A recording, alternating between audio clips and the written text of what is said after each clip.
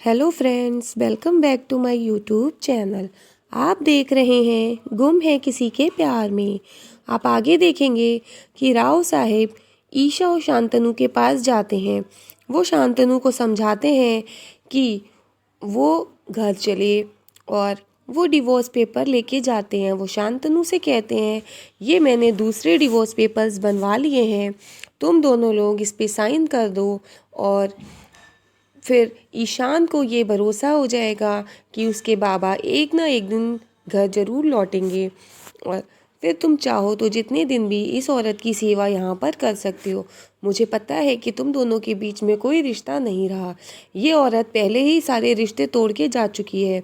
तुम इंसानियत के नाते इसकी सेवा कर, वो हमारा बेटा है, हम उसे समझा लेंगे। तो राव साहेब कहते हैं कि ये डिवोर्स पेपर तुम साइन कर दो। तो शांतनु कहता है कि ये डिवोर्स साइन करने की कोई ज़रूरत ही नहीं है, मैं ये सब ईशान के लिए कर रहा हूँ। तो ईशा कहती है कि राव साहेब, मुझे तो ये लगता है कि ईशान की आड़ में आप मेरा और शांतनु का डिवोर्स करवाना चाहते हैं और नाम आप ईशान का लगा रहे हैं। तो राव साहेब कहते हैं कि तुम्हें जो समझना है तुम समझ लो और ये डिवोर्स पेपर तुम साइन कर दो। तो ईशा कहती है, ये डिवोर्स पेपर तो मैंने पहले भी साइन किए थे।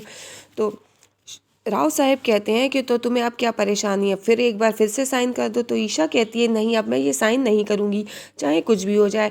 ईशान भी आकर कहेगा तो भी मैं साइन नहीं करूँगी। अगर शांतनु ये पेपर साइन कर देते हैं, वो मुझसे डिवोर्स लेना चाहते हैं, तो मैं ये आज ही साइन कर दूँगी। लेकिन शांतनु कहता है कि मैं डिवोर्स पेपर साइन नहीं करूँगा। और राव साहेब कहते हैं, ठीक है, जब तक ये पेपर तुम साइन नहीं करोगे तब तक मुझसे कोई भी बात मत करना, मुझसे बात करने की कोई ज़रूरत नहीं। ये कहकर वो वहाँ से चले जाते हैं। इधर अस्मिता और शिखा अंदर होते हैं, वो वहाँ से निकल के आते हैं। वो कहते हैं, वहीनी अच्छा हम चलते हैं। और शिखा दोनों के पैर छू के फिर वहाँ से, बस शांतनु, अब मैं बहुत थक गई हूँ, अब मुझसे बर्दाश्त नहीं होता है। तुम्हारे घर वाले जब मन चाहता है आकर के मुझे सुना जाते हैं, जब मन करता है फ़ोन करके मुझे सुना देते हैं, और जब आपके परिवार की बात आती है तो आप भी उन्हीं की भाषा बोलते हैं। और अब मुझसे बर्दाश्त नहीं होता। और कब मैंने आपकी ज़िंदगी बर्बाद की? आप तो अपने परिवार के साथ थे, अकेली तो मैं चली गई थी। मैंने इतने सालों में ना आपको फ़ोन किया, ना आपसे कोई इच्छा रखी, ना आपसे कोई उम्मीद रखी, फिर भी मैंने आपकी ज़िंदगी बर्बाद कर दी। बस शांतनु, अब मैं बहुत थक गई हूँ। इधर सवी किरण की हरकतों के बारे में सोच के बहुत परेशान होती है। वो सोचती है, देखती है कि किरण आ गया वहाँ पे, और वो किरण को देख के डर जाती है, खड़ी हो जाती है कोने में। और किरण आता है, जग से पानी लेता है ग्लास में और सवी की तरफ देख के पानी पीने लगता है। सवी डरी हुई है और किरण सवी की तरफ बढ़ती है। इधर किरण उसकी तरफ बढ़ता है, वो चाकू की तरफ हाथ बढ़ाती है, लेकिन वहाँ पर किरण ग्लास रख के फिर निकल जाता है। सभी बैठ के फिर से वहाँ पे रोने लगती है और वो सोचती है कि वो अब और नहीं बर्दाश्त कर सकती। इधर शांतनु और ईशा दोनों लोग बैठे हैं, बात कर रहे हैं। शांतनु कहता है कि ईशा, मैंने हमेशा से सिर्फ तुमसे ही प्यार किया है और आज भी करता हूँ, हमेशा करता रहूँगा। अगर तुम रामटेक जाकर के रहना चाहती हो तो तुम बेशक रह सकती हो, मैं कभी तुमसे बात नहीं करूँगी। मैं ये सब भूल जाऊँ तो मुझसे नहीं होगा। शांतनु कहता है, मैं तुमसे बहुत प्यार करता हूँ। और वो ईशा की तरफ, ईशा थोड़ा हाथ पीछे कर लेती है और ईशा कहती है कि अब और नहीं मुझसे बर्दाश्त होता शांतनु, अब मुझे समझो कोई।